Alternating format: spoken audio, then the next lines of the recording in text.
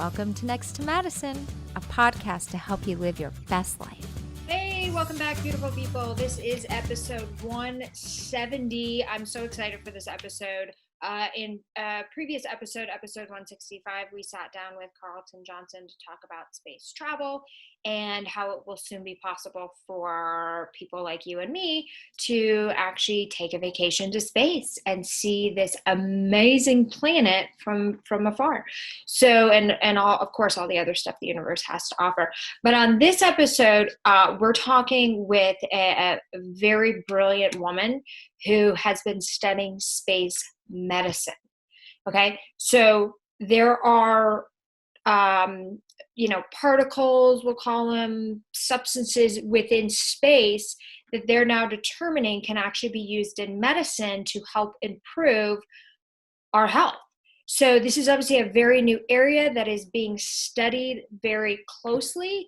A lot of exciting innovations are coming out of this space. So I am so excited to talk to a space doctor. I never thought we would ever hear that term, but I am super excited. Just shows you how fast technology is moving and the advancements in medical care that are going to help us live happier, healthier, and then wealthier lives, because obviously the first thing you need is your health. That is the most important thing to be able to create everything else from there. So with that being said, we're going to go ahead and bring on our guests right after this brief message from our sponsor. This episode is brought to you by Balance 7. Balance 7 is a concentrated alkaline with a pH of 11+. I didn't realize that acidosis is responsible for almost every infectious disease in our world today. With COVID-19 and the world opening back up, I started taking Balance 7, and after 3 days of taking it, I feel better, I have more energy, my focus is better, I think clearer. This supplement is amazing. Thanks, Dr. Noristani, for the recommendation. And all Next to Madison listeners are able to try it today by visiting balance7.com and enter code word Madison for a complimentary gift and free shipping. All right, welcome back. We are with our fabulous guest on this episode of Next to Madison. Please, I would like to welcome Vanessa Farsadaki. How are you? Great. Thank you so much for having me, Madison. You're incredible, and this is a true honor to be here. Oh, well, thank you so much. And you are too. I mean, you are working on stuff that is going to change the space industry, and also people's lives. So before we get into kind of space medicine, I want to talk about kind of how you got involved working in space and what kind of, prompted that. Sure. Well, I guess I'm the stereotypical dreams big since a young age kid, that I was always really passionate about space. So when I was really, really young, I used to be in Greece. So we would sleep outside back in the 90s, and we would always at night look up to the stars, and stars was always kind of a destination I wanted to reach. Yeah. So this concept of space has been with me all throughout my life. When I did pre-med back in Canada, I had some electives to take, and one of them was life in the universe, about astrobiology. So the concept of how life can exist in the universe, how humans can even survive in the universe. Wow. And I was just so fascinated by it. And even though I said, no, I'm concentrated on becoming a doctor, I should never look away from that path. It kind of, one thing led to another, and I never really could shake it off me, that passion and that fire that I had about space. So I decided at the same time as my medical degree, even though it was crazy, I was working 90-hour weeks rotating in the hospital. I decided to do a master's in astrophysics at the same time. So I graduated. I defended my thesis in medical school about space medicine in October of 2019. And in November 2019, just 1 month later, I defended my thesis of my master's in astrophysics. Wow. So I'm a huge fan of putting the two together, and but it kind of happened, right? Space has always been there with me. Yeah. Well, it's just, I mean, space is such a fascinating thing because there's so much we just do not know about it. And True. I love how you said like the stars were always with me, like reach for the stars, because that's something that we have kind of has been ingrained in, most people from a very young age, like reach for the stars, reach for the stars, like you can do anything you want. But you really took that to another level. Like, no, I'm going to the stars. That's true. Well, metaphorically speaking, to go on with what you said, and I don't want to make this too emotional, but my mother, since I was a young child, she would tell me that even if your legs are in the mud, you should always look up to the stars. So no matter where you come from or what the conditions are, always aim high in that sense. So, but I don't want to get too emotional. This is supposed to be a comedy show. So. I know. Well, it's sometimes we laid it. We're like in the comedy category because I was comedic, but it's really everyone's like, this is more like finance, lifestyle, business, and I was like, yeah, it's everything. I feel like if you put yourself in the comedy category, you could say things that are inappropriate and get away with it.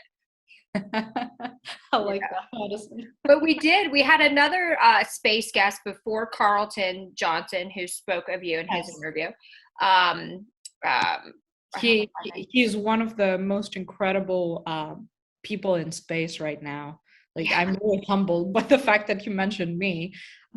He's like number one in cybersecurity in the US right now. So I mean, governments, he advises governments on their space programs and their cybersecurity. So it's really humbling that you mentioned me. But space medicine is important and is coming up. So absolutely. Yeah, and before him, we had an aspiring astronaut who's actually selected to go to space, Jesse Forte. And on that, so don't worry about being emotional, but he was inspired when he was a little boy by Buzz Lightyear of Toy Story. See, he got emotional, and it was actually a very beautiful thing because when you do get emotional, it's the passion coming forward. That's so true. So you want to get emotional? As long as I don't make you cry, I'm good with it. They say that it's a lot easier to make somebody cry, a lot more difficult to make them laugh. So I applaud your industry. Oh, well, thank you.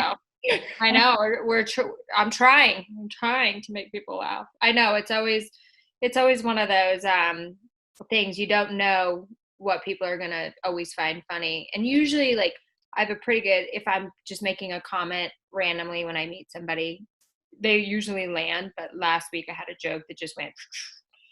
I was at a party. I have a very varied sense of humor, so it's all good. Well, this was a joke that landed flat. It was just a comment that was supposed to be funny, and so I'm at my friend's like crypto center, and there was going to be like an NFT art party, and there was a girl there cutting up all this like beautiful gourmet cheeses, and there was so much. They hadn't brought anything else out, so there was all these cheeses, and every time I came back, she kept cutting up these cheeses, and I said, "This is amazing." I'm like, "There's so much cheese here." I'm like, your guests aren't going to ship for a week. They're going to be, and she didn't get it that like cheese backs you up. She just looked at me like, what? I'm like, digestion joke. I'm just going to leave. I'm good. There's, comedy is something that, hey, it's Greek, so I'm going to be proud of that for a second here. Yeah. Aristophanes was the original, the father of comedy, I guess, through theater. But it's just, I honestly feel like if we don't laugh in our everyday life, there's so much that we get to miss out on our everyday life. Yes. Laughing is really what makes you keep going, right? Mhm. And it's also associated with high IQ. It's been proven scientifically. So Albert Einstein, for example, had an extreme sense of humor, an incredible sense of humor. So yes, for sure. I think thank you for what you're doing, Madison. Well, thank you. I know I hope to be a funny public speaker one day, or a public speaker that's funny. Like, I love yeah, that. people. Yeah, big announcement soon, coming soon. Okay, so let's get back to you. Let's talk about space medicine. I feel like there's we have such a limited time to talk, and there's so much in this field. So like, let's get into it. What is space medicine? Excellent question. So I honestly cannot give you a single answer. Okay. Because if you were to, and I actually, back in May, there was this Aerospace Medical Association conference where you basically have all the space flight surgeons, as they're called, who basically are doctors whose patients are astronauts, right? And if you go to those people, and I did, that was my mission last May. I was not seen very well, but I mean, we can talk about being a young woman and trying to prove oneself in another podcast. Yeah. But I honestly went up to people and told them, "Hey, what is space medicine?" One person replied to me, "Well, if you don't know that, young lady, you're not in the right place." And the rest of the people gave me honestly a different definition each. So, and they're all doing just that. They're all doing space medicine, because somebody may argue that space medicine, okay, it's medicine that is the human body in space. All right. What about the human body? On Earth, we have all these different specializations about the human body, right? You get a different training if all you see is feet versus all you see is hearts, or all you see is surgery rooms versus all you see is patients of all ages coming into your office, right? um, so that's the first question. And then the next question is, how do you define space? Because if you talk about space up to the ISS, the International Space Station, the conditions there are completely different from being on the surface of the moon or on the surface of Mars. Or it's going to be completely different if we're going to have to travel to the edge of the solar system, or even beyond that. Or it's going to be completely different if we want to colonize a space settlement, one of those free floating things, which NASA is working on, by the way, and a lot of private companies as well. It's not science fiction anymore. Yeah. One of those free floating things that generations of people are going to go and stay on there. So for each one of those environments, we're going to need a new education of what medicine is, and adapt accordingly. So space medicine right now, Madison, is not one thing. Space medicine is a very diverse and blurry thing, even for the people that do it. Wow. So it's not quite easy. And this is right now, right?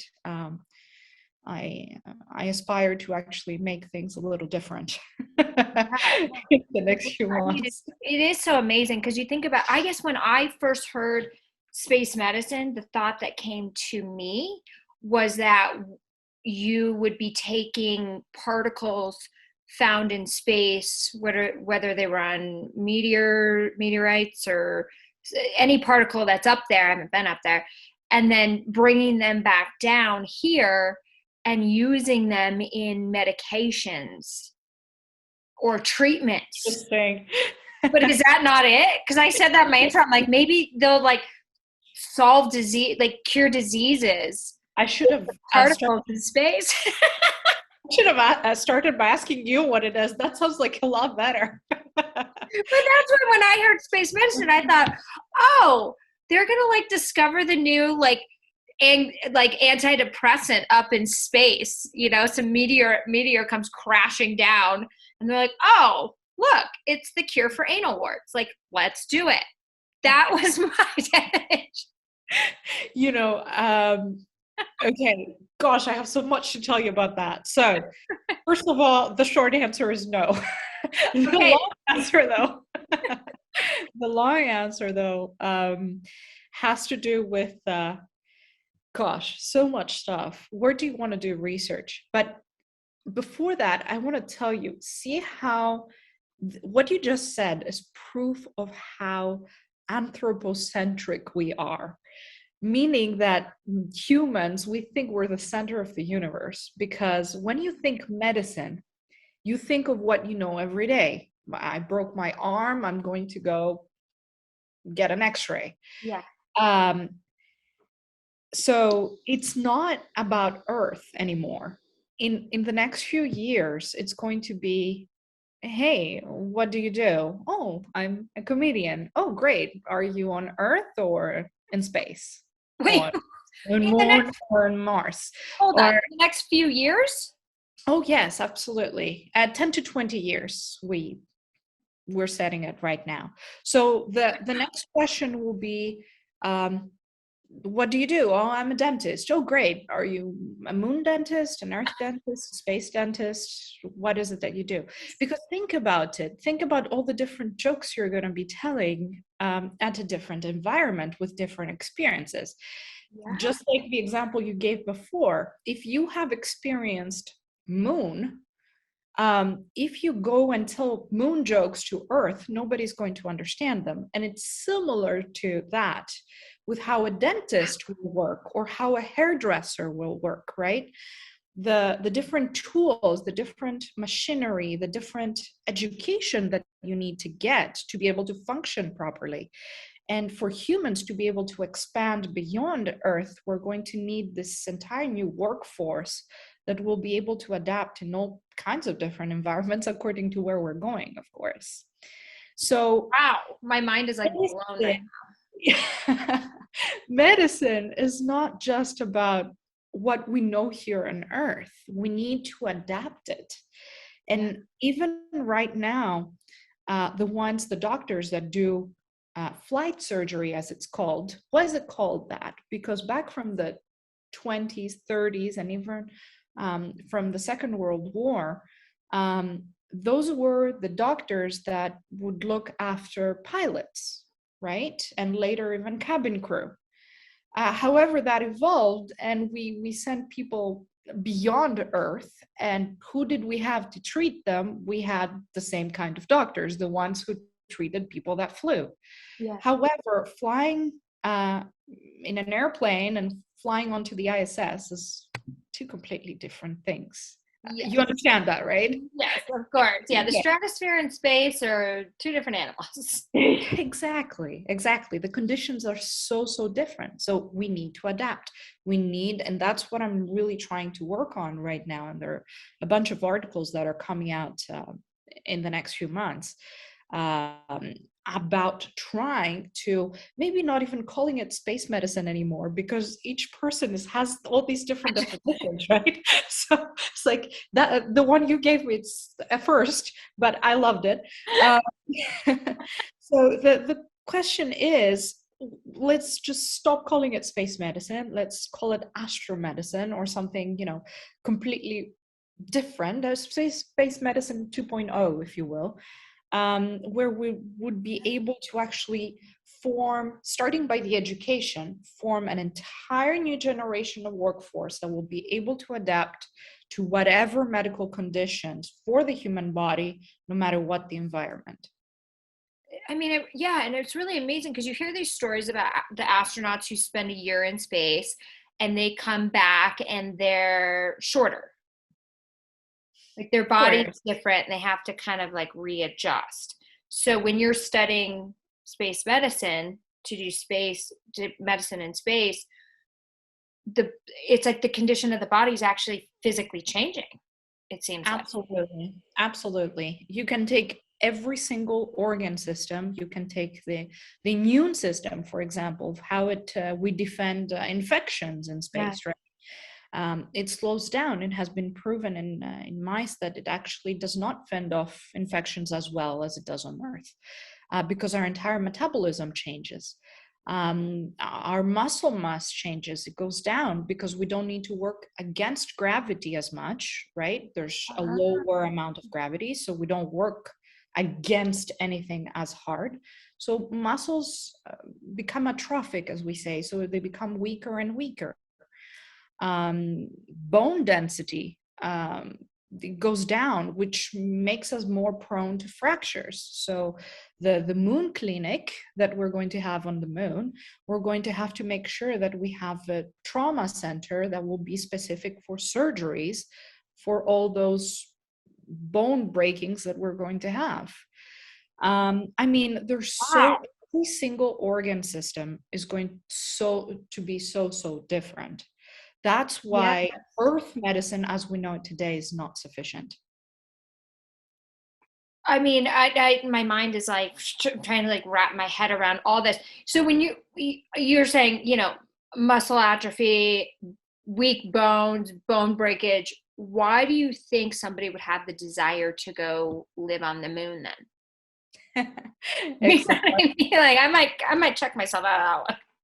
No worries. Let me ask you this. Back in the 1400s, when you had Christopher Columbus and, Magellan and Marco Polo, those were suicide missions, right? That they Sure. took a boat and went to somewhere they didn't even know that existed, Yeah. right? And they were just exploring. There are some people out there Yeah, me. actually are willing to take the risk to do that for the rest of humanity. So somebody needs to be first. Somebody needs to be the person that goes, that takes that, so that it makes it safe for the rest of the people, so that we can predict based on them what's going to happen to others. Yeah. I mean, that's amazing. So it's like once you get there and you guys the medicine up there is advancing, you guys might be able to come up with something that's going to make your bones stronger in Exactly. that environment. And now think about what you just said, Madison. It's not just about what's going to happen in space, because people keep on saying, oh, why do you invest all that money in space when you could be investing it on Earth? Because whatever you discover in space actually has direct applications on Earth. Yeah. Everything that you use every day, from a ballpoint pen to a CT scan, they were all developed for space, and everything in between. So everything that you use every single day was made possible with the money that was invested in space. So honestly, I think there's so much that we can understand about ourselves and about our home, Earth, when we go further out. Yeah. Than the protection of the atmosphere and the magnetosphere of the Earth. So I'm a strong believer that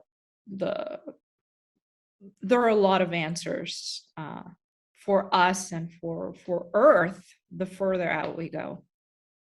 And so what is kind of your research been on life outside of Earth? Like is there life on other planets? So that's what the the Drake equation is about. This mathematical equation that has a whole bunch of factors, one next to the other. Okay. How many planets there are, how many galaxies there are, how many planets there are, how many civilizations would be on that planet, how Yeah. many of the civilizations would be smart enough, how will be advanced enough, and that number, no matter how small it might be, will never be zero. Okay. So of course I'm a believer that there's more out there, and I'm actually very much looking forward to being that's why I've been learning all these languages, so that I'm able to actually go up to them and try to communicate. I would, that would be a dream come true. Yeah. But Why and do why do you think we created such a kind of weird image of aliens? It has to do with mass psychology. Um, it's there's this so whatever trends we have today and whatever beliefs we have today has been very much influenced by uh, the media and Mhm. whatever through movies, right? Yep. Cinema and TV and whatever social media platforms over the internet. Um, and at some point, it was decided that, hey, aliens will be either really, really cute and we're going to love them, or they're going to be the kind that want to kill us. Um, but truth is that once very, very smart beings come to understand the way the universe works, how energy can be harvested, for example, from the nearby star, how you can time travel and space travel from one solar system to another star, from one galaxy to another. Those beings, I strongly doubt, are the kind that, you know, are either too cute to communicate, or the worst you can possibly imagine. It's somewhere in between, right? Uh, Yeah. I mean, nobody that would have all that knowledge would be either extreme.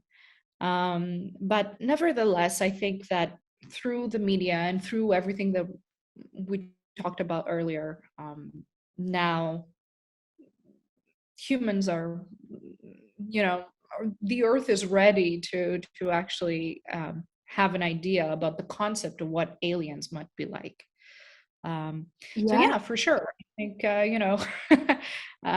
I think we're getting there to being ready. Nobody's going to super panic if one day something is announced. I mean, Yeah, because you always see like whenever there's a UFO sighting, like it's a big deal. You know, everyone's looking at it and they zoom in on it and they don't know what it is. those are Like they got mostly, saucers, and I'm like, why are they flat? Why do they travel on flat things? What if they travel on airplanes? Like we don't know.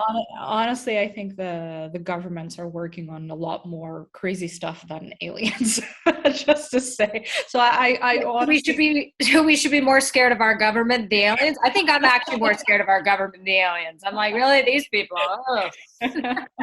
I mean, I honestly, I don't think that what we see out there is aliens. Once you know something happens, we're actually going to know it. It's not some random villager in the middle of nowhere that saw something that's going to prove that aliens exist. Yeah. I don't Because want to burst bubbles.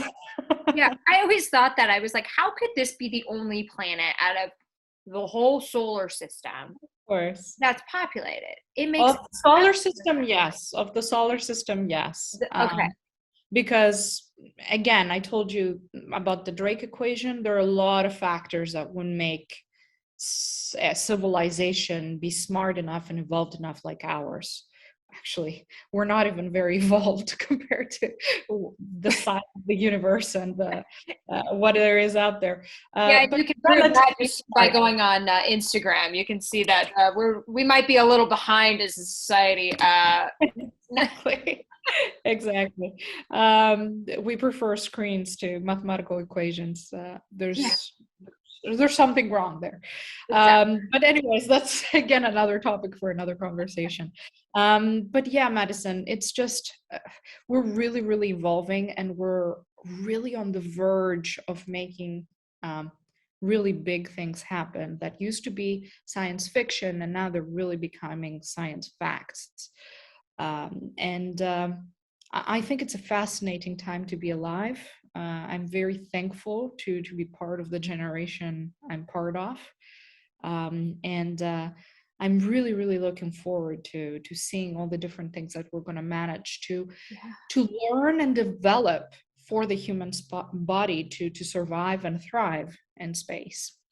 Um, It's just One other example that you might find interesting, I'm sorry, is a project that we're working on right now about hibernation. Do you know how maybe bears hibernate uh-huh. the winter? Yep. time. Right? So what happens? Their body temperature lowers, right? And their metabolism therefore lowers. And they sleep through an entire season. So this concept, we're now taking it with a group from the UK, and we're developing it for deep space travel. So to be able, distances in the universe are huge for human years, right?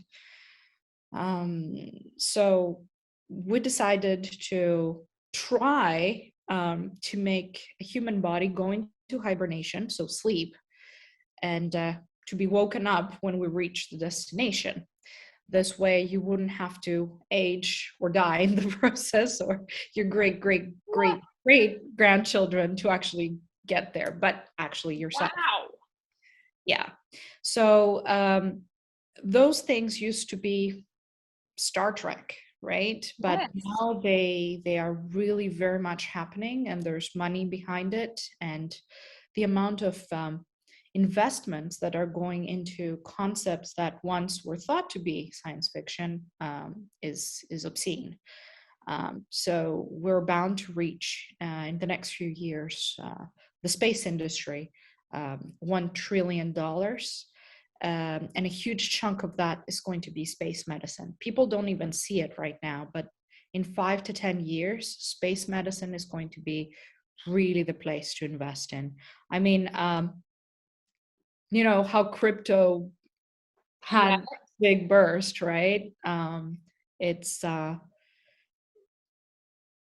try to invest in space medicine. That's really what's going to be the big thing. I mean, I hope you got out of Bitcoin soon enough, but Yeah.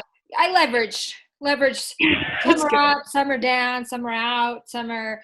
But yeah, you guys are hearing it on the Next to Madison podcast. Okay, this podcast to make you happier, healthier, and wealthier. Carlton said it, and she's saying it too. Look out for space opportunities. I want everyone listening to this podcast to get rich. Obviously, help others, but get rich. Get rich, get rich, get rich, get rich, get rich, so you can have financial freedom, so you're not unhappy. So yes, invest in space medicine. This is the second time you're hearing it. So when you guys get rich, you can come back and say thanks for the Next to Madison podcast. That sounds amazing. You should be charging a fee. I should, right? Well, come on, guys. Of course. No, but it's true. I mean, even Wall Street is changing. Yeah. We wrote an article that's going to be coming out in the next few weeks about space medicine, how it's being investing in space medicine is going to be huge. Yeah. Stock market as well. So really, the concept of space medicine, as it is right now, is very stagnant, and it's honestly, it consists of people who unfortunately are not thinking forward. There's very few of them that are actually thinking forward. Okay. Flight surgery was an incredible revolution to be able to treat people that would go beyond the surface of the earth. However, when we go beyond the limit of space and further, we're bound to need more knowledge. And yes, I honestly feel like there's so much that we should be doing, and we're stuck at having disagreements with each other. Just to give you an example, right now, when you say space medicine in scientist fields, you have the group of flight surgeons that I told you that are convinced they're the only ones doing space medicine because they touch the astronauts, right? They're the doctors of the astronauts. However, they have no idea how to solve basic molecular cellular problems that the astronauts face. That's where the researchers, the PhDs, come in. The ones who do bench work, as we call it, at universities, academia, etc., where they research the very basic things, like how does radiation influence, I don't know, the immune system, like I told you before, for example. Those are very basic questions, right? That will help us solve real life problems. However, these PhDs that are also convinced they're the only ones doing space medicine have no idea what an actual astronaut even looks like. They have never seen one, they have never touched one, and they have no idea what the actual questions that they have are. And those two sets of people, the PhDs and the MDs, don't talk to each other. And then you have the other group of people who are the engineers who make the spacesuits, they design the spacesuits, right?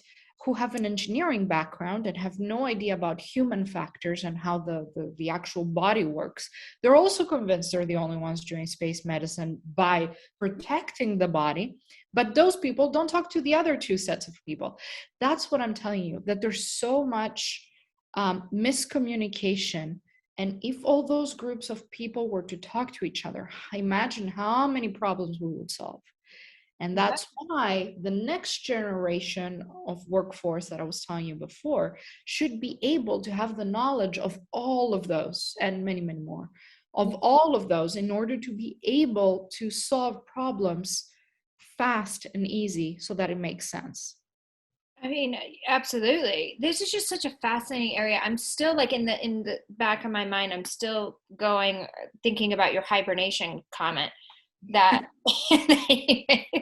because I'm thinking I think so many people can't grasp the fact that we will be able to go to space, live in space within the next 10 to 20 years. Yeah. I think a lot of people are having a hard time like wrapping their head around that. But the hibernation part, if the human body can hibernate to go to different, like almost different solar systems or universes, Galaxies. yeah, like how long will they have to be asleep? I mean, years, right? Maybe even thousands of years. So it's almost like the human body might not die. Pardon? Like the people wouldn't die. Like you'd be able. No, that's the concept, right? That you lower the temperature enough. Actually, right now we're already using this technique. When a patient at the hospital, when a patient is about to die from a complication, their kidneys are shutting down or something like that, they have multiple organ failure or whatever. If there is a cure for us, but it takes longer for the cure to work than for them to die, basically, what we do is we put them in a suspended animation condition where we lower the body temperature. They go into a semi-coma, which is not a coma, it's a medically induced coma, we call it, but it's basically falling asleep. We make sure we treat them in between.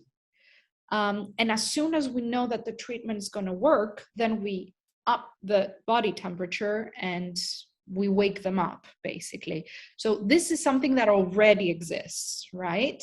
However, this is putting it to the extreme, right? Being able to travel 5,000, 5,500 light years away, that means we're going to have a long time ahead of us.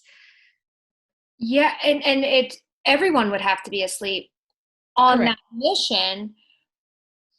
So who wakes them up? Machines, AI. Yes. It's like, it seems so crazy. Like, I feel like this is like the next movie being made, like where they go to the next galaxy and they're asleep and they wake up and it's 1,000 years later. But the thing is, like, because nobody's been there, if they get there, how will they then get back if they wanted to, if there's nothing there? Well, it depends. Kind of a suicide what the mission is, right? Maybe it will be, the mission will be final destination is where you got, right? And no way coming back.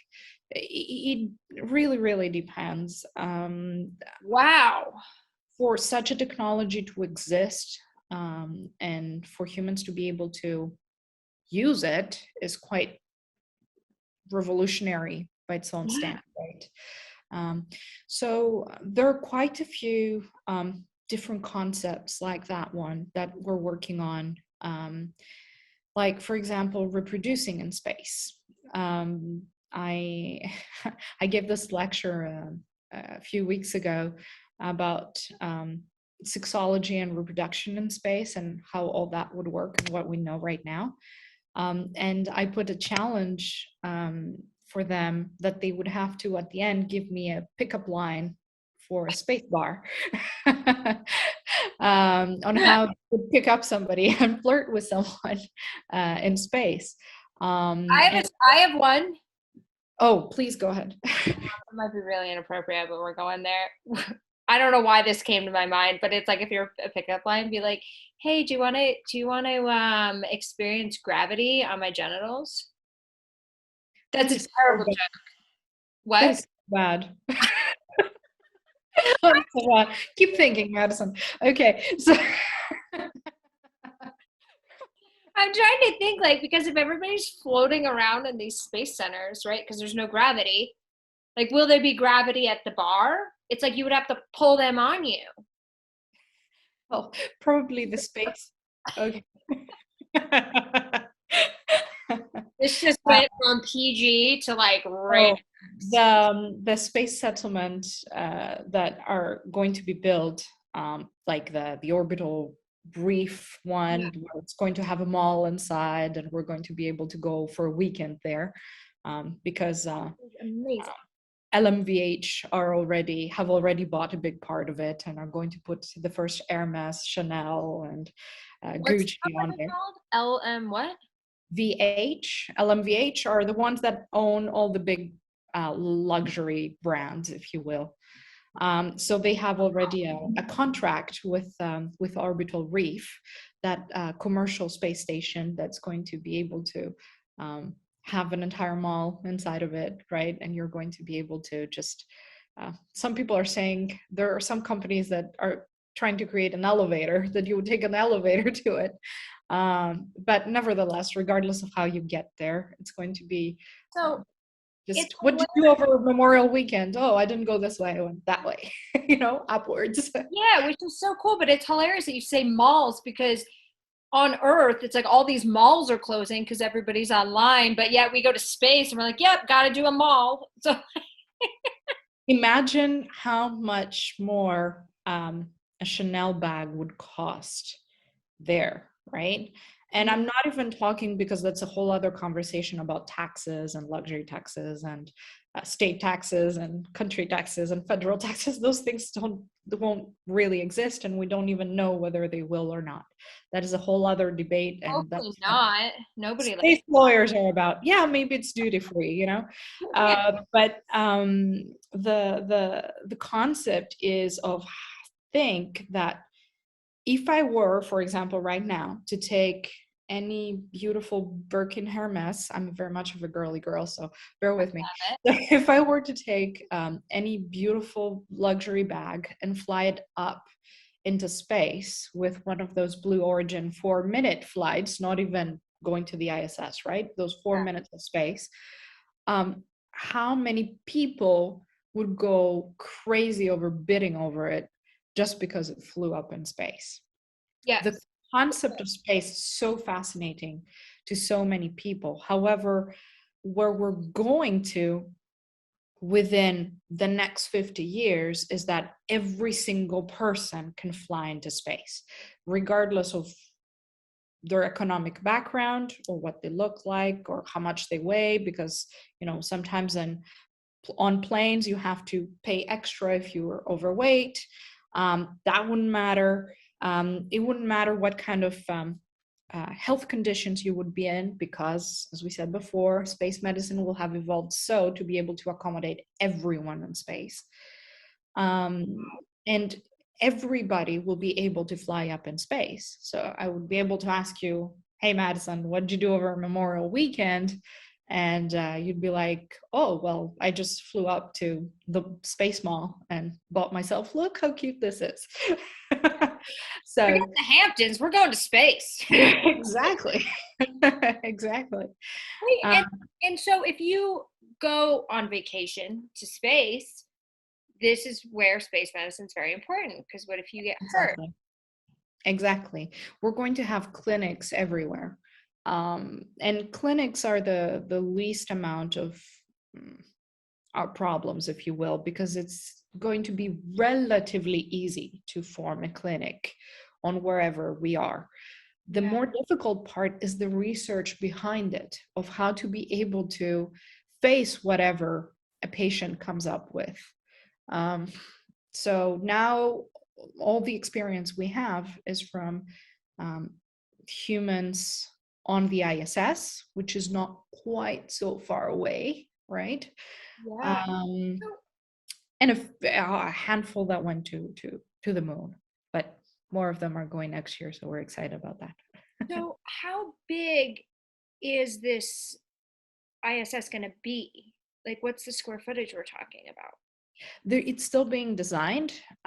There are several modules that are being attached, because several companies have said, hey, I also want to build an extra module, and oh, I want to build another module on the south side of it, or I want to build. So it's still being developed. We don't quite know yet. So these could be massive. Oh Like, yeah, they are. They are going to. Of course, they are going to. They are going to. and so will they be, because the benefit of being in space is to look out and see this infinite universe? Are they going to be all like glass?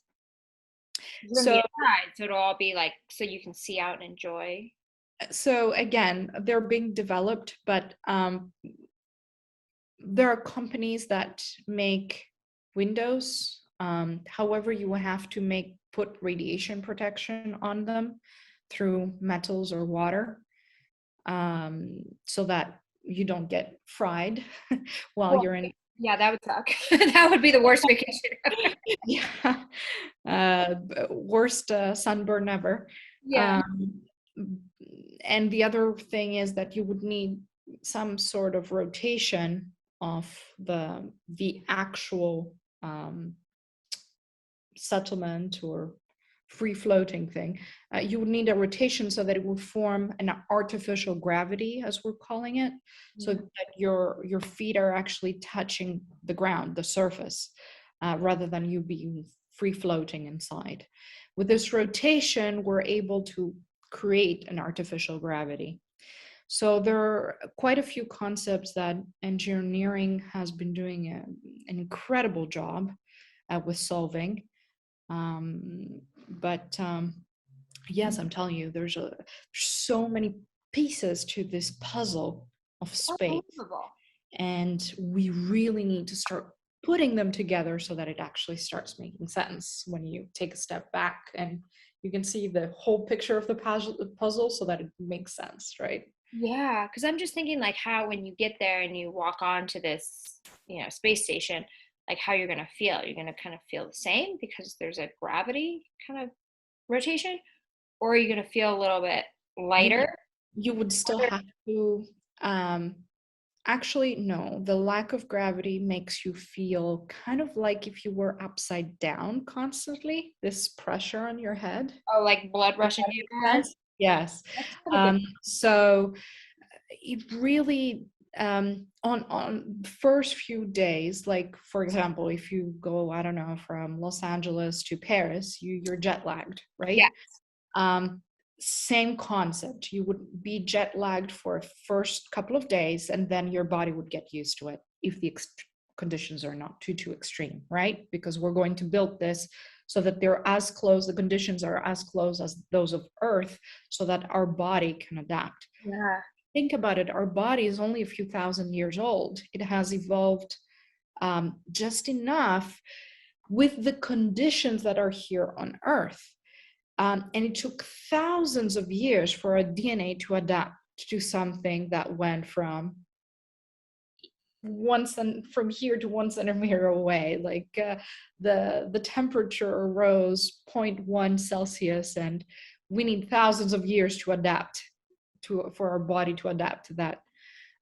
So think how many thousands of years or millions of years even it would take us to adapt to conditions like space, Yeah. which means it's impossible for us to evolve our DNA for that. Yeah. Then, of course, my research was in radiation protection at the DNA level. And it turns out you can overexpress some of the genes in your DNA so that they act like shields from radiation. So there are quite a few things that you could do playing with your DNA to protect yourself and to adapt.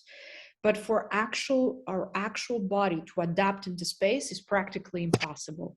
We need to use things like engineering that will help us and protect us in order to survive, first of all, space, and then of course thrive in it as well. Yeah. I mean, it's like fascinating. I was getting a facial a month ago, like a medical facial. And the woman told me to start taking this supplement called NAC. Mm-hmm. And she said it just helps everything, your mood, your immune system, free radical damage. And then she said when you fly, to double up on it, because we're getting free radical damage every day from our environment. And then when you fly, because humans are not supposed to be in the stratosphere, it triples. So to double up on this. So I'm wondering if like that type of supplement will be used in That is very well said. to go to space. Like you have to take these medicines. Madison, why don't you explain to us, or I don't know, do you know what free radicals means? Do you know how that? The exact definition, no, because I'm not a medical doctor, but it's definitely something within the like in your cells that cause you to age faster. That would be mine. Right. As well, absolutely. It's not just about aging faster, but it's all sorts of levels. So think about this. Let me ask you this. How come when you are planning a vacation, let's say, I don't know, to Paris, because we would like that, and you see that Wednesday, Thursday is $600 to get there, and Thursday, Friday, Saturday is $1,600 to get there.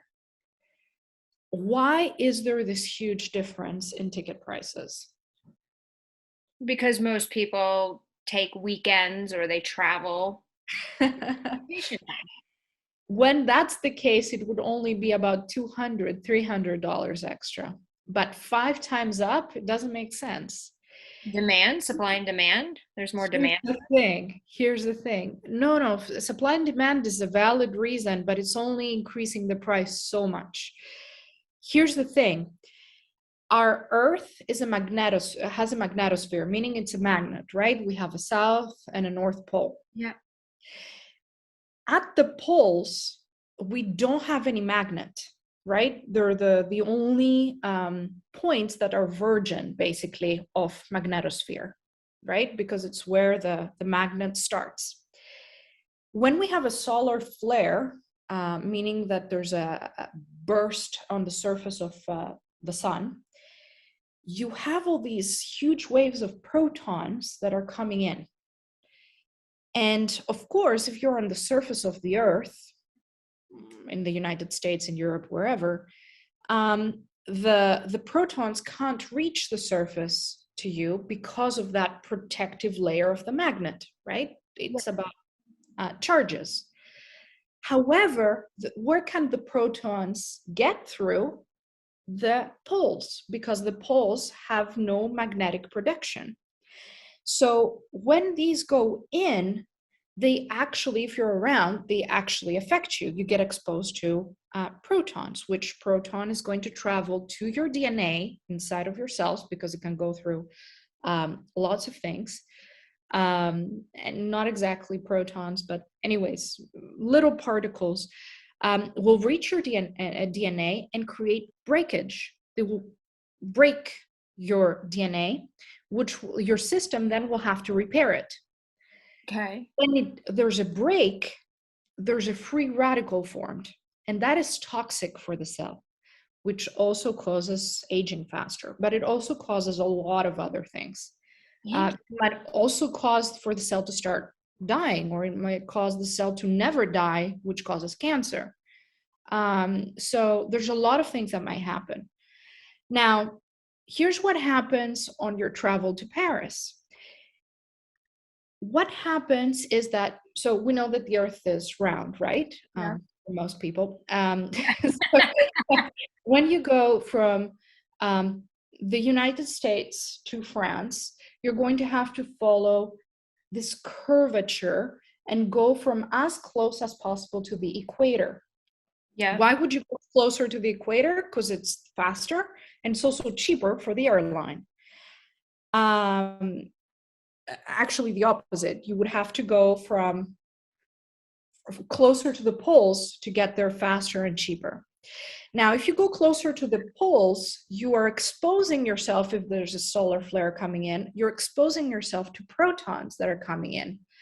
And there is a committee, the ICRP, the International Committee for Radiation Protection, that bans those flights, that does not allow you to go from the poles, because you're going to get exposed to all that radiation. So what do they do at those dates that is so expensive? They go from the equator, which actually takes a lot longer, and it's also more expensive because it needs more gas, right? So when we have a solar flare coming in, those prices go really, really high up. You don't even realize what there's this extreme price change. But it's something we live with every day. There's a commission that decides, hey, on those dates, internationally, when you're going to have to fly higher up towards the pole, either south or north, you're going to have to change your route and go through the equator. So here's an everyday example, right? Unbelievable. Yeah. Where do I find a solar flare calendar so I can plan my trip? There are quite a few, actually. NASA has one as well. You can just Google it. Really? Yeah. And I can actually see when these things are coming in and then travel accordingly if I want to travel cheaply. Of course. Exactly. It's not something that happens every single day, so I'm not going to tell you that it happens every single day. However, every few months, we definitely have that. Yeah. And like so many people think they buy a ticket, they get on, they fly. They have no idea because we don't know what's going on up there, right? We're just in this like little, machine that the route is changing every time. It's not like driving on a road where you're like, why are you taking this way? Why don't we take that way? Exactly. We have no idea that these routes are actually changing all the time. Exactly. I mean, they have like on the planes now, they have the maps where you can kind of watch the Correct. So you can see that basically during a typical trip, you would, your little plane on the map goes towards the pole when you're going a transatlantic, when you're going to the other side of the Atlantic, for example, or the Trans-Pacific, or whichever, North or South Pole, doesn't matter. But it always goes up and then down, right? Because why? Because of this curvature of the Earth. That it's cheaper for the airline. And also faster for you. But sometimes those rare cases happen that it goes into a straight line instead of this curved line. And that is because the commission has told them that they're not allowed to fly towards the poles. Otherwise, they get a really, really big fine. And they get sued by a lot of their workers. Yeah, because of the radiation exposure? Of course. Wow. This is so fascinating. We could go on for hours, but I think we're going to have you back on very soon for a part 2, because there is so much more that absolutely needs to be covered. This was absolutely amazing. I mean, you're a brilliant woman. Like I could thank you, Madison. Hours and hours. One to know one. Yeah, so it's kind of crazy because I just keep flashing the Jetsons cartoon in my head, like that's it, because I watched it when I was a kid, and it looks so fun, and all the so yes, the Jetsons is coming to life, but in a more advanced. Like you could be the Jetsons one day, and that's like so yeah. So, everybody that's listening, like, always think outside the box, because there's so much that we don't know. And there's Absolutely. so much within our lifetime, as long as you're under the age of 80, that is going to how fast it's changing. And It's changing so fast. And whoever from the younger generation wants to get involved with space and wonders what to study, the answer is anything and everything, because we're going to need everything in space. yeah. And if an older person is asking, what should I do? That's the tools I have. That's what I studied. What can I do in space? The answer is we need you, because there's so much that needs to get done. And every single path that will make us create space safe for humans is virgin. So pick one and go with it. You're going to be probably the first person who does it. It's amazing. I'm already planning my 50th birthday party in space. Everyone to come. It's going to be amazing. This is so cool. So you guys, yes, there's, just to kind of summarize, there's obviously so much being done. We will be able to travel to space. So look forward to that. Look out for companies that are investing in space medicine. It could be a very great investment opportunity for you. Of course, always do your own research. This is not financial advice. Yeah. And just have an open mind, I guess, because there's so much more we just don't know. But we're going to have a part 2 with Vanessa in the fall. So Sure. stay tuned for that, because we're going to, and we'll focus just on like kind of the space station and space travel, so you guys can kind of really get a feeling of how to plan your trip in the next 10 to 20 years. So sounds good. If anyone has questions, please where do they find you? Reach out on Instagram. It's astro_Vanessa. Astro Vanessa is my personal brand. Okay. However, I also have my company that I do advising for exactly that, to make sure that we make space safe for humans through space exploration strategies. And through any means, please feel free to reach out with any questions. I love talking about this stuff, so no problem. Okay, so yes, you guys follow her, ask her questions, research this area. I mean, my mind is still blown. I can't really even think straight, because I'm like, this is the most fascinating, mind-blowing, opening conversation, and I love this. So Vanessa, thank you so much for your time to sit down. Thank you for having me, Madison. It was a pleasure. Yes. And I thank everybody who's listening, wherever you're listening. I appreciate each and every one of you. And we will see you next time to find out who's next. Hey, your host here, Madison Malloy. Please make sure to subscribe to the show on all podcast platforms, and please rate and review us on iTunes and Spotify. Also, if you have any questions or comments, you can email us at contact@nexttomadison.com. I thank you again for listening. Bye.